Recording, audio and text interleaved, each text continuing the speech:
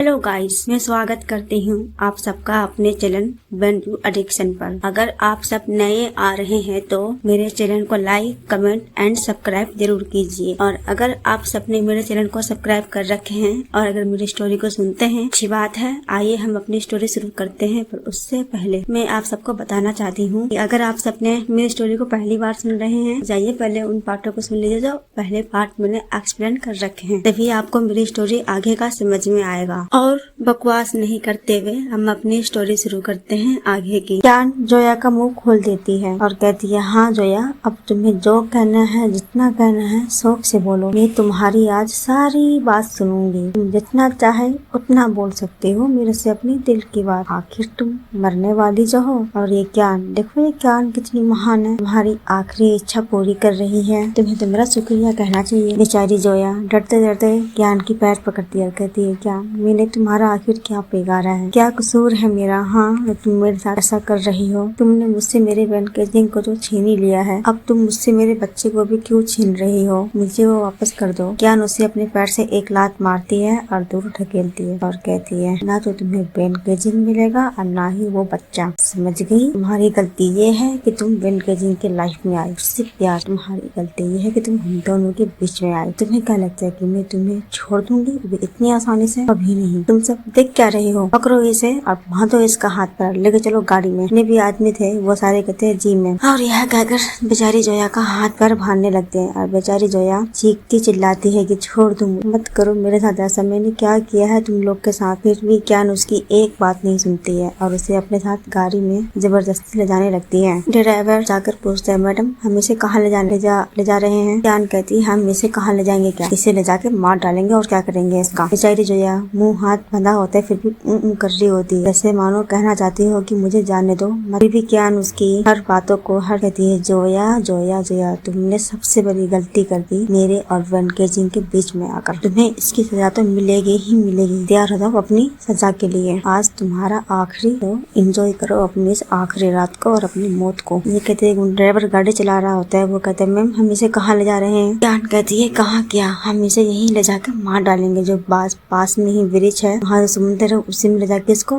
घेर देंगे, हाथ पर बांध। सारी मछलियां ऐसे खा जाएगी। इसे कोई इसकी बॉडी का एक टुकड़ा भी खोज के नहीं मिलेगा कि कहाँ गई जोया नाम की लड़की। गुंडे कहते हैं, जी मैम। यह कहकर उसे ले जाने लगते हैं। जैसे ही पुल के पास पहुँचता है, ज्ञान कहती है, जोया देखो हम तुम्हारे मौत के कितने करीब आ गए हैं, देखो देखो देखो। यह कहकर वह जोया का बाल पकड़ती है और उसे गाड़ी के खिड़की के पास करती है और जोया को दिखाती है बाहर का नजारा। बेचारी जोया बस बाहर का नजारा देखती है। ज्ञान कहती है, बस पहुँच गए, रुको यही गाड़ी। कहती है, जाओ पहले बाहर चेक करो आसपास कोई है तो नहीं। सारे जाते हैं बाहर चेक करने के लिए कि आसपास कोई है तो नहीं, और चेक करके कहते हैं, मैम ज्ञान बाहर कोई नहीं है, रास्ता पूरा साफ और सुनसान है।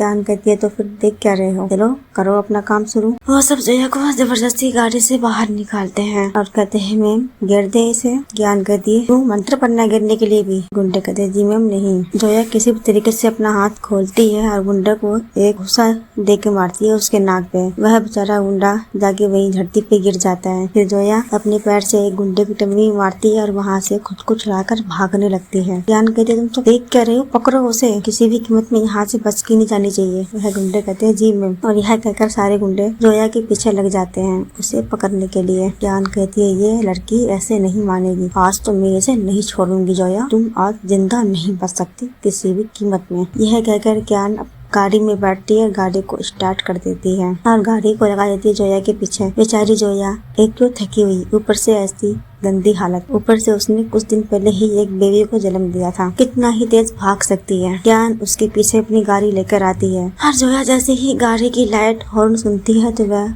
पीछे पलट के देखती है और देखती है कि ज्ञान गाड़ी तेज चलाकर उसकी ओर ही आ रही है। बेचारी जोया कुछ सोचती समझती उससे पहले ही ज्ञान अपनी गाड़ी से उसे एक ठोकर से मारती है, जिससे जोया 100 कोस दूर जाके गिरती है। वह जोया फिर भी उठने की कोशिश करती है उसी चोटिल हालत में। ज्ञान फिर भी रुकती नहीं, अपनी गाड़ी से उसे दोबारा टक्कर मारती है। बेचारी जोया इस बार सीधा पुल के किनारे आगे गिरती है। जोया फिर भी नहीं रुकती, फिर भी टक्कर मारती है। इस बार पुल टूटता है और जोया पुल के टूटे हुए पुल के साथ ही नीचे गिरती है पानी में। बस एक चीख की आवाज वहाँ से आती है और कुछ नहीं। कियान कहती है मर गई, आखिर मैंने उसे मार ही दिया अपनी गाड़ी से। फिर वह यह कहकर अपनी गाड़ी से बाहर निकलती है। गुंडे कहते हैं मैम आपने ये पुल तोड़ दिया है, अगर कोई कुछ ध्यान करती है इन सबको तुम संभालो। यहाँ की कुछ भी बात लीक नहीं होनी चाहिए, किसी को मालूम नहीं पड़ना चाहिए कि यहाँ पे क्या हुआ है, समझ गए? वो गुंडे कहते हैं जी मैम, हम सुबह तक सारा ठीक कर देंगे और किसी को कुछ फर्क नहीं पड़ेगा, न मालूम पड़ेगा कि यहाँ क्या हुआ है क्या नहीं। कियान कहती है गुड, और यह कहकर कियान वहाँ से अपनी गाड़ी लेकर चली जाती है। नेक्स्ट मॉर्निंग का हम सीन देखते हैं। कियान अपने घर पहुँच जाती है। गुगो मिंगवान कहती है कियान तुम इतनी सुबह सुबह कहाँ से आ रही हो? कियान कहती है मोम वो अपने घर गई थी, वहाँ कुछ काम आ गया था तो मैं रात को ही गई थी, मैं वेन के जिम को बता ही गई थी, क्या उन्होंने आपको बताया नहीं? गुगो मिंगवान कहती है नहीं बेटा,